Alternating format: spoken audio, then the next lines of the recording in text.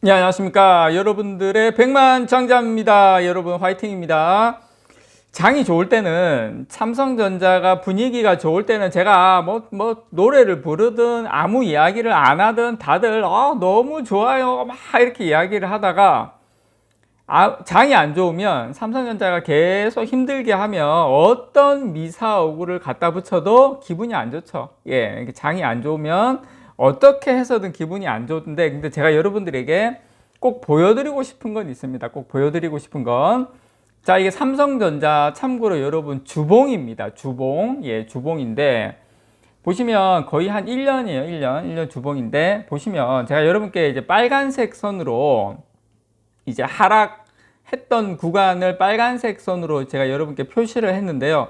자, 여러분 이게 재밌는 게 뭐냐면 우리가 하락장에서도 항상 하락만 하지는 않아요. 예, 이렇게 빨간색 선에 그런 하락하는 구간이 있으면 다시 상승하고 또 하락했다가 다시 상승하고. 그런데 여러분 삼성전자가 최근 1년 동안 보면 주봉으로 6주, 음봉으로 6개, 6주 정도가 하락을 하고 나면 그 다음에는 어김없이 반등을 보여줬습니다. 지금도 이제 그 주봉으로 보면 6주, 약 한 달 한 반 정도 이번 주까지 만약에 음봉을 맞는다면 이렇게 조정을 받는 건데, 과거 사례로 봤을 때 물론 뭐 항상 이게 맞다 이렇게 꼭 된다 그걸 말씀드리는 건 아니고요.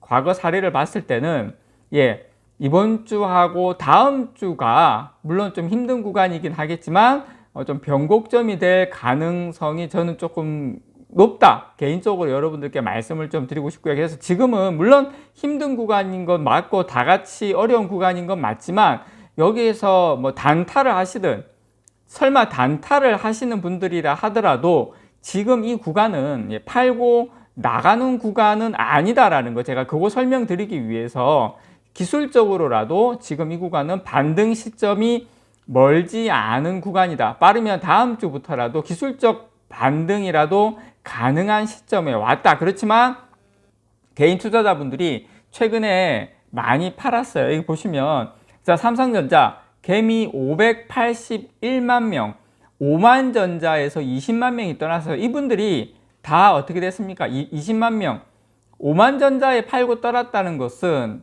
다 제가 봤을 때 손해보고 도망갔다는 거예요. 그래서 계속 개인 투자자분들이 순중하다가 최근에는 지금 다시 감소세로 좀 돌아섰다. 그래서 작년 말 기준입니다. 작년 말 기준으로 지금 삼성전자 소액주주가 581만 명이었는데 지난해 9월 달에 600만 명이었어요. 그래서 작년 9월까지 계속 순중을 하다가 결국에 작년 9월 이후부터는 이제 10월 달부터는 삼성전자가 그때 이제 9월 말에 저점을 찍고 반등을 하면서 이제 개인 투자자분들이 계속 지금 떠나고 있다. 어쨌든 우리에게는 이게 나쁜 소식은 아니라고 생각을 해요. 그래서 확신이 없는 개인 투자자들은 떠나고 있는데 그 물량을 누가 받았다? 외국인들이 받았다는 겁니다. 그래서 조금 지금 다 앞이 안 보이는 힘든 상황이지만 지금 어쨌든 기술적으로라도 이런 상황에 와 있다라는 거, 이런 거 제가 좀 짚어 드리도록 하겠습니다. 자, 그리고 여러분 요거 한번 일단 제가 지금 물론 뭐 여기저기서 다른 쪽에서 소식과 뉴스를 접하신 분들은 오늘 왜 삼성전자가 밀리고 코스피가 전반적으로 힘든지에 대해서 내용을 어느 정도 아시겠지만, 제가 요 부분을 조금 제가 핵심적인 부분만 조금 짚어 드리도록 할게요. 자, 일단 오늘 지금 제롬 파월 미국 연방 패드죠. 이 의장이, 연준 의장이 다시 기준금리 인상의 속도를 낼 가능성을 시사를 했어요. 그래서 3월 달에 원래 0.25%를 해서 5% 전체가 됐는데 지금 보시면 3월 전망이 0.5%포인트로 다시 올라왔죠. 그래서 5.25%로 지금 올라왔습니다. 자, 그러면 격차가 여러분, 우리 같은 경우에 지금 3.5%인데 3.5%로 지금 동결인데 여기에서 5.25가 되면 격차가 이렇게 많이 나버리죠. 거의 뭐 이렇게 되면 상당히 격차가 나버리는데, 그래서 이렇게 되면 지금 어쨌든 미국이 0.5%포인트 인상하는 이 빅스텝을 단행할 경우에 한국과 미국의 기준금리 격차가 사상 최대 수준으로 확대가 됩니다. 이렇게 되면 원달러 환율도 다시 이제 급등하죠. 자, 여러분 원달러 환율 한번 보시겠습니까? 자, 오늘 그러다 보니까 원달러 환율이 이렇게 제가 환율이 올라가면 올라갈수록 주가에는 예, 부정적으로 여러분께 말씀을 드렸죠. 1320원 또 돌파하는 모습이에요. 이러다 보니까 당연히 이렇게 원달러 환율이 급등을 해버리면 예, 당연히 이제 외국인들의 투자나 이런 것들이 빠져나가죠. 자, 이게 지금 우리가 보고 있는 이 지금 장의 상황입니다. 여러분 지금 니케이 보면 오히려 일본 쪽은 지금 장이 괜찮아요. 왜냐? 일본은 안전자산이라 그래가지고 거기는 이제 이럴 때 오히려 그렇게 크게 밀리지 않는 모습입니다. 자, 이게 지금 현재 우리나라 국내 시장에 부담을 주고 있는 부분이다. 이것 때문에 지금 삼성전자하고 대형주가 좀 밀린다. 여러분들께서 이렇게 시장의 흐름을 좀 보시면 될 것 같고요. 자, 연준이 지난달에 0.25%포인트로 늦췄던 기준금리 인상 속도를 이번 달입니다. 이번 달 22일 열리는 FOMC에서 다시 0.5%포인트로 높이면서 예, 긴축 정책을 강화할 것으로 보고 있습니다. 연준이 이 빅스텝에 나설 경우에 기준금리는 현재 4.5%에서 4.75% 요 사이에서 거의 5.25%까지 올라가죠.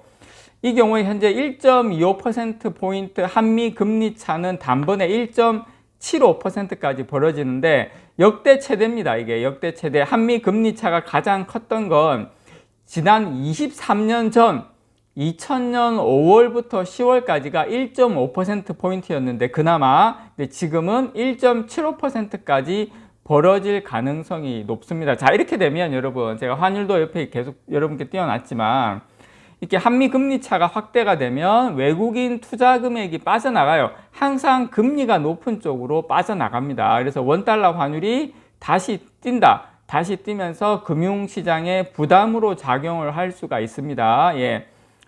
지금 실제로 이날 파월 의장의 매파적 발언 이후에 주요 6개 통화 대비 달러 가치를 나타내는 달러 인덱스 여기가 또 1.23% 급등을 하면서 지금 최고 수준 최근 3개월 내 이내 최고 수준까지 올라왔다라는 거 여러분께 말씀드리고 싶고요. 저는 지금 현재 우리가 장을 볼 때 가장 큰 지금 리스크가 뭡니까? 가장 큰 이슈가 뭡니까? 라고 말씀드린다면 질문 주신다면 저는 지금 환율이 가장 큰 이슈다. 여러분께서 다른 거는 다 보지 마시고요. 환율만 보셨으면 좋겠어요.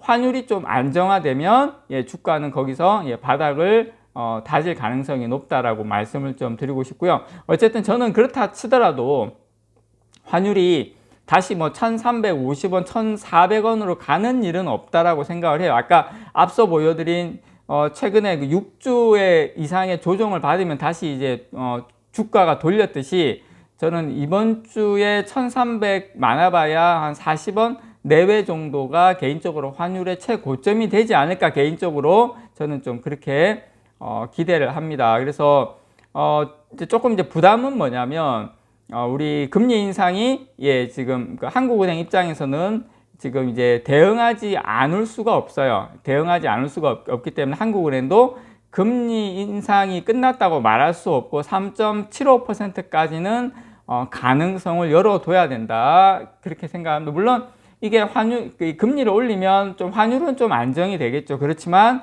우리나라 경기, 특히 부동산 경기나 다른 경기는 좀 위축될 수도 있다. 이렇게 여러분들께서 시장의 흐름을 보시는 게 저는 맞다. 그렇게 말씀을 좀 드리고 싶습니다. 이상 여러분들의 백만장자였습니다. 사랑합니다, 여러분.